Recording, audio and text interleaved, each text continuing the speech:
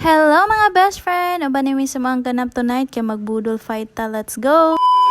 Ako din may nanalo ani mga best friend ko kaya ako ang partner ani kay siya man may naglungag din siya may mag-prepare among sudan. Kay dili naman niya maabas dili man siya mga higtabang mga best friend o ganang kaya ra niya. Nagkuha din na siya dahon saging ra mga best friend kay magbudol fight lagi daw kuno mi kay kapoy di sig panghugas. Hala, mura pog manghugas. Well, naghalab na siya dra mga best friend ako ang gisubay ang mga bata og nagunsa na sa sulod. Nya kay busy man day kay na sila sa ilang salida dula di ako di balik na pud ko dito sa akong partner. Ga video bi ako for today's video pero kulang-kulang hapon ang mga videos ani kay nanalod pa ko din magsubay pa ko sa akong baby din mag-video pa ko. Hindi gyud lalim mag-video mga best friend agoy. Sinangutana mo nga nganong gisabunan ang dahon dira sa saging ambot ug ngano man ang gisabunan oy karon pa pugong gihalob din gisabunan amo ra ba nang trapuhan. Pag human ako video niya dira mga best friend ako na pong gisubay ang mga baby og nagunsa na pod kay sila ra ba ang duha dire sa sulod. Daghan jud kay ni kulang ako ang mga video mga best friend kay naluto na day ni di nagdak-ang na siya ani.